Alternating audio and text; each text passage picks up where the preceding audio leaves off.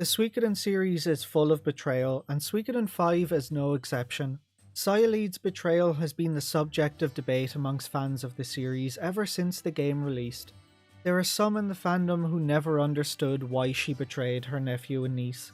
There are some who disagree with her reasoning and deem her actions to be unnecessary. And then there are those who believe that she was correct for doing what she done and that her actions were necessary for a better Felena. I'm going to break down and explain the reasoning for her betrayal and explain why I believe she was ultimately in the right for doing what she done. But to do that, we first need to explain Felena's political system, as Sialeeds' disdain for Felena's politics played a key role in her decision.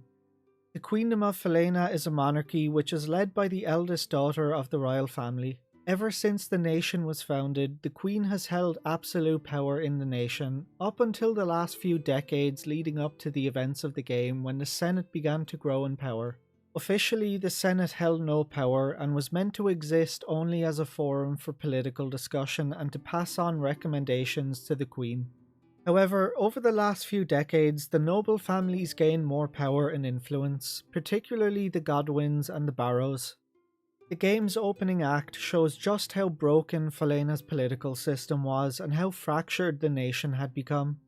The nation's aristocracy was divided between supporting the royal family, supporting the Godwins, and supporting the Barrows.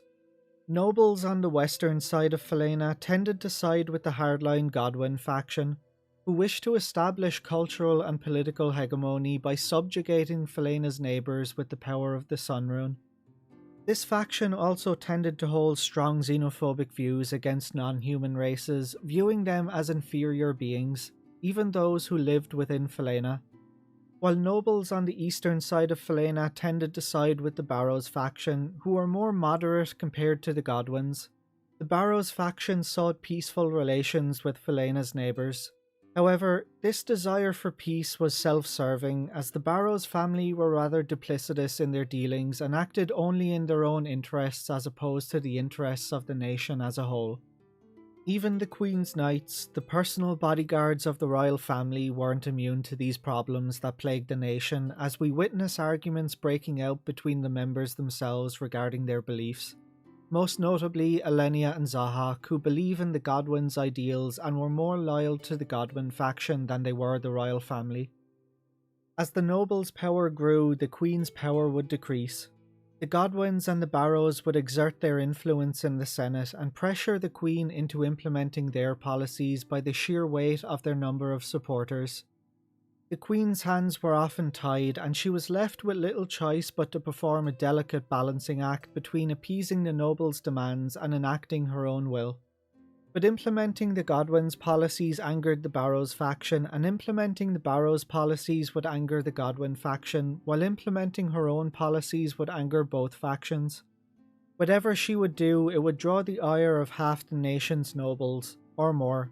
The nobles had quite simply become too powerful, and they were undermining the royal family to achieve their own goals.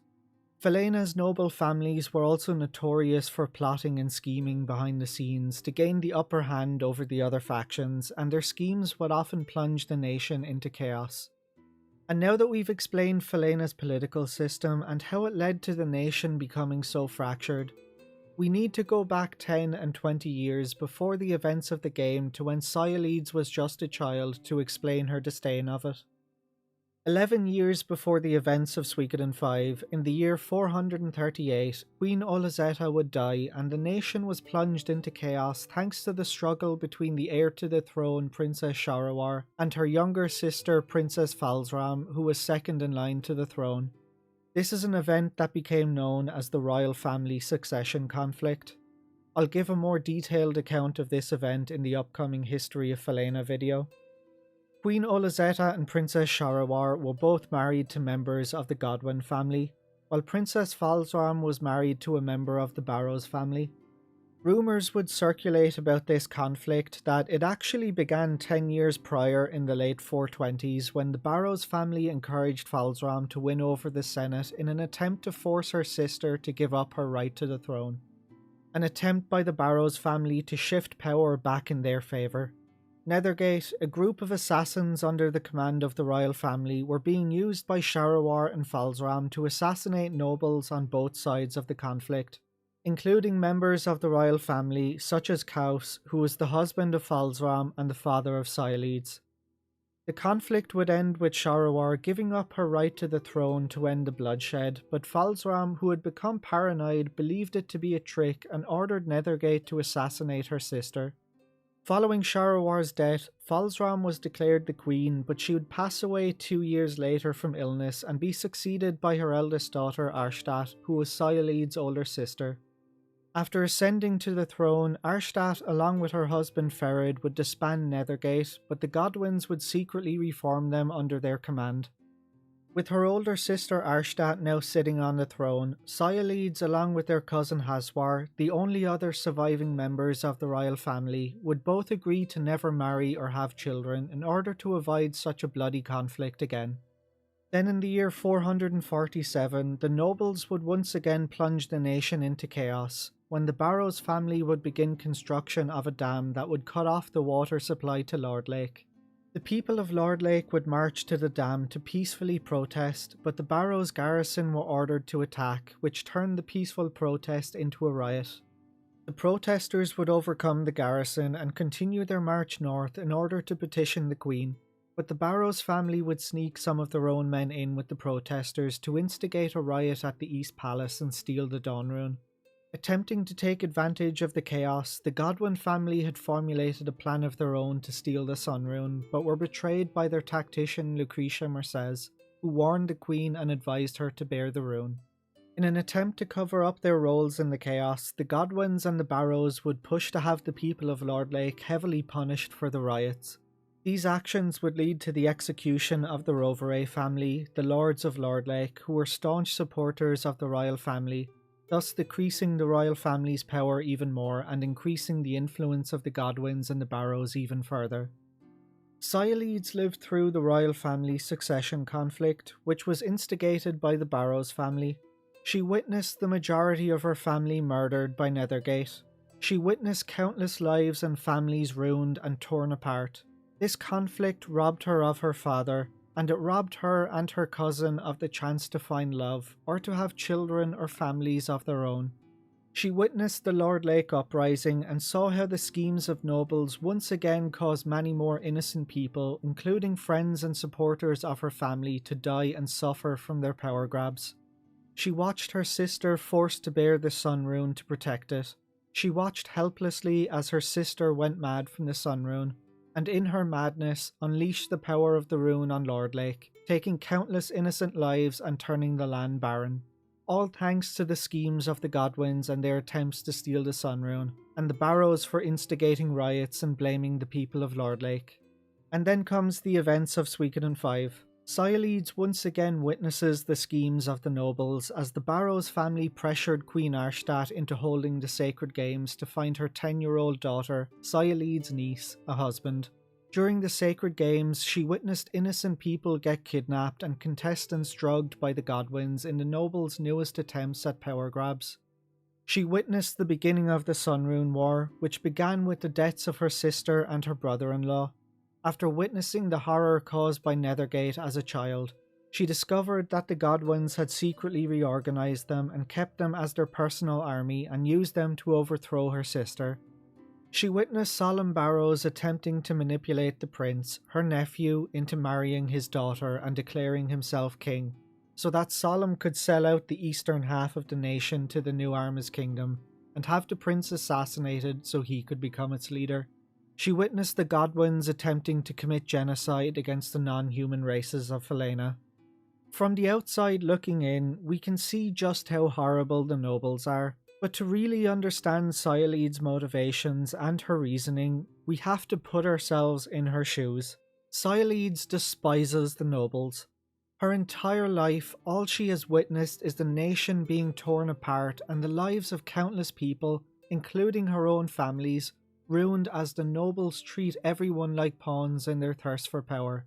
They don't care who or how many people they hurt, they don't care how much chaos they cause, and they never learn from their mistakes, and Sialeeds is sick and tired of their games.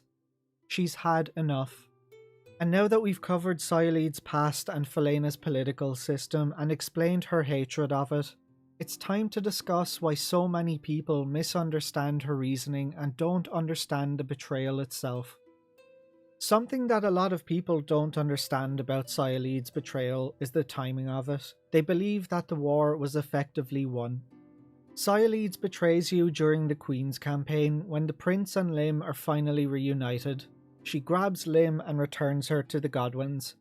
At this point in the story, the Barrows family have been exposed for the role in the Lord Lake Uprising and the theft of the Dawn Rune, which has lost them much of their support. Lim has now been reunited with her brother, and the Godwins could be officially branded enemies of the crown. So why would Sialeeds betray you right when the war is just about over? After all, the Godwins and all of the noble families who aligned with them could be arrested and executed for treason, and the war would come to a swift, magical end, right? Wrong. It's not that simple, and anybody who thinks it is foolish. Let's say Sialeeds doesn't betray you and that the Godwins are now branded enemies of the crown. They still possess both the Twilight Rune and the Sun Rune, and with Limsleia no longer under their control, they'll become ever more dangerous and desperate as they now have nothing to lose. With the Godwins backed into a corner and desperate, there'd be nothing preventing them from unleashing the power of the Sun Rune, just as they attempted to do during the siege of Sol Falena. It's not as simple as labelling them enemies of the crown and arresting them. Simply branding the Godwins traitors won't lose them their support. The vast majority of the nobles who aligned with the Godwins done so because they share the Godwins' beliefs. And don't forget, the Godwins also still control Nethergate, a private army of cold-blooded assassins. And with the combined power of the Sun Rune and Nethergate, they could easily keep any nobles who might get cold feet in check. I think the people who view Sialeeds' betrayal as unnecessary are short-sighted. They're not looking at the bigger picture, they're not looking deeper into the core issues that plague Falena. They're not looking into Sialeeds' past to try and understand her motivations and why she wants a better life for her nephew and niece. The whole game is showing you how broken Felena's political system is, how splintered and fractured the nation has become, and how corrupt much of the aristocracy is. No matter how many problems the nobles cause by undermining the royal family, no matter how much suffering they cause or how many people they hurt or kill, they never learn from their mistakes and they continue plotting and scheming in their attempts for power. Sialeeds' betrayal isn't just about ending the Barrows and the Godwins, it's about disbanding the aristocracy and the influence they hold. It was about giving her nephew and niece a clean slate to begin their rule. It was about ensuring they could rule freely without being undermined by the plots and schemes of the nobles. It was to ensure that they had a better life than she did, than her sister did, than her parents did. Remember, Sialeeds' entire life, all she has witnessed is her family being torn apart and undermined, the nation being plunged into war and chaos, and the suffering of innocent people due to the never-ending schemes of the noble families. If Sialeeds didn't betray you and you somehow managed to overcome the Godwins with the Sun Rune and won the war, if Sialeeds didn't murder Solemn Barrows, Lim and Freydor's reign begins with the execution of Solemn Barrows, with the execution of the nobles who sided against them. Their reign begins in blood and they look like tyrants. What will that accomplish? Urim with another reason to hate the prince? Solemn's relatives holding grudges and plotting in the background? The brothers, sisters, children, grandchildren and relatives of the executed nobles holding on to grudges and continuing to scheme? Sure, you might have some years of peace while they bide their time, but how long until they all bring their plans into action? By Sialeeds betraying you and killing Solemn, the blame fell on the Godwins and made it look like a petty act of rivals during the war. By Sialeeds betraying you and prolonging the war, nobles who had aligned with the Godwins either died on the battlefield or they fled the nation with their families after losing much of their wealth and manpower in the war. Sialeeds' plan was to completely abolish the aristocracy, removing their power entirely and giving control back to the royal family. As a direct result of Sialeeds' betrayal and prolonging of the war, the nation's aristocracy collapsed. By Sialeeds doing what she did, she ensured that the prince and Lim's hands remained clean. She painted herself as a villain and sacrificed her own name, her own reputation, and her own family's love for her to give her family, the people, and the country a better future. That's it for this video. What do you think about Sialeeds' betrayal? Do you agree or disagree with her? Do you understand her? Let me know your thoughts below. If you'd like more videos like this, please let me know. Thanks for watching guys, and I'll catch you on the next video.